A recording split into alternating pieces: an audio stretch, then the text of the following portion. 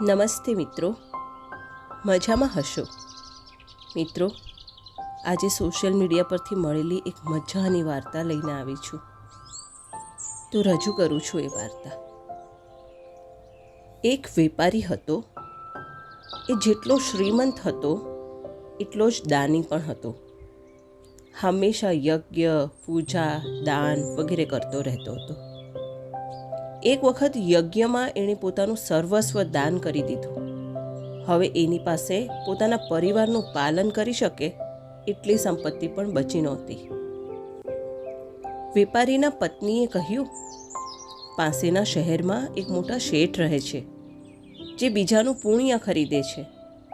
તમે એમની પાસે જાઓ અને આપણું થોડુંક પુણ્ય વેચીને થોડાક પૈસા લઈ આવો તો આપણે ફરીથી વેપાર શરૂ કરી શકીએ. વેપારીની પુણ્ય વેચવાની જરા પણ ઈચ્છા નહોતી, પરંતુ પત્નીના દબાણ અને બાળકોની ચિંતામાં એ વેપારી પુણ્ય વેચવા માટે તૈયાર થઈ ગયો. પત્નીએ તેને રસ્તામાં ખાવા માટે 4 રોટલી બનાવી આપી. એ 4 રોટલી લઈને તે વેપારી શહેર જવા માટે નીકળી ગયો. જ્યારે તે ચાલતા ચાલતા શહેરની નજીક પહોંચ્યો ત્યારે તેને કકડીને ભૂખ લાગી. એટલે તેણે વિચાર્યું, પહેલાં ભોજન કરી લો, પછી શહેરમાં જાઓ.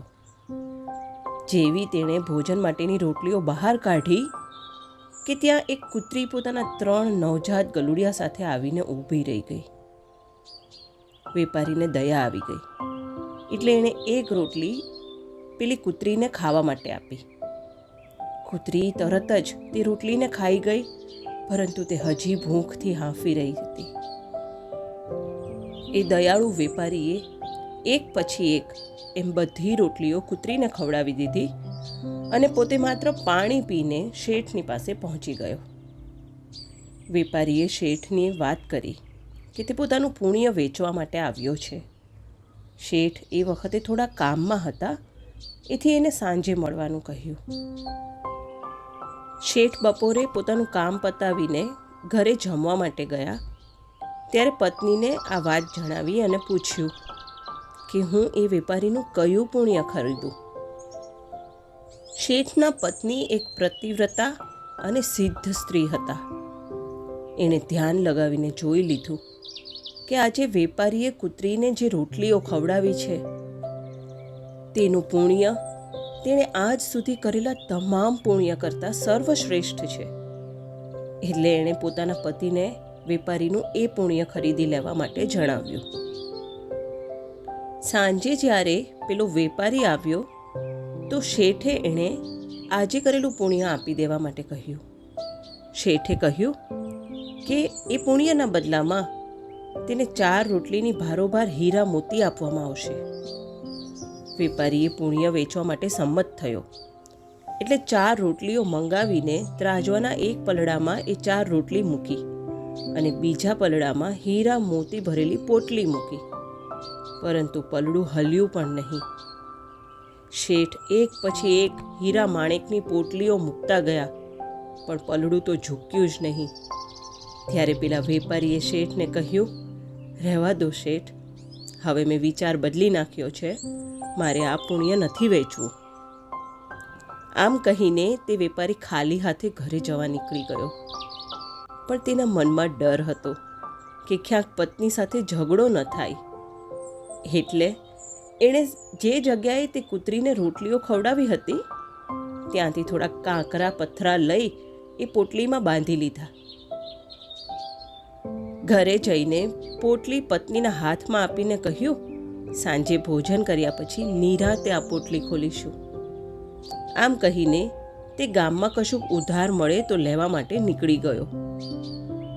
આ બાજુ પત્નીની ધીરજ ન રહી એટલે એણે એ પોટલી ખોલી નાખી અને જોયું તો તેની આંખો ફાટી ગઈ, કેમ કે એ પોટલીમાં તો હીરા માણેક ભરેલા હતા. વેપારી ઘરે આવ્યો એટલે ખુશખુશાલ પત્નીએ તેને કહ્યું, આપણા પુણ્યની આટલી મોટી કિંમત કોણે આપી? વેપારીને લાગ્યું કે એની પત્ની એને ટોણો મારી રહી છે. એણે બીતા બીતા એ પોટલીમાં જોયું તો તેમાં ખરેખર હીરા અને માણેક ભરેલા હતા. વેપારી તો હેરાન રહી ગયો. પછી તેણે પત્નીને બધી વાત કરી. ત્યારે પત્નીને પણ પસ્તાવો થયો કે તેણે પતિને પુણ્ય વેચવા માટે વિવશ કર્યા. પછી તો એ પતિ પત્નીએ નક્કી કર્યું કે આમાંથી થોડુંક ધન વેપારમાં લગાવશું અને જે કંઈ પણ લાભ થશે તેનો લોક કલ્યાણ માટે સદુપયોગ કરીશું. તો મિત્રો, જોયું ઈશ્વર કેવી કેવી રીતે આપણી કસોટી કરતા રહે છે અને એમાં આપણે ખરા ઉતરીએ તો એ જ ઈશ્વર હંમેશા આપણી સાથે પણ હોય છે. મિત્રો, તમને આ વાર્તા કેવી લાગી? જો વાર્તા ગમી હોય તો એને જરૂરથી લાઈક અને શેર કરજો. અને જો તમને આવી વાર્તાઓ સાંભળવાનું ગમતું હોય તો વધુ વાર્તાઓ સાંભળવા માટે આ ચેનલને જરૂરથી સબસ્ક્રાઈબ કરજો. ધન્યવાદ, ધન્યવાદ, ધન્યવાદ.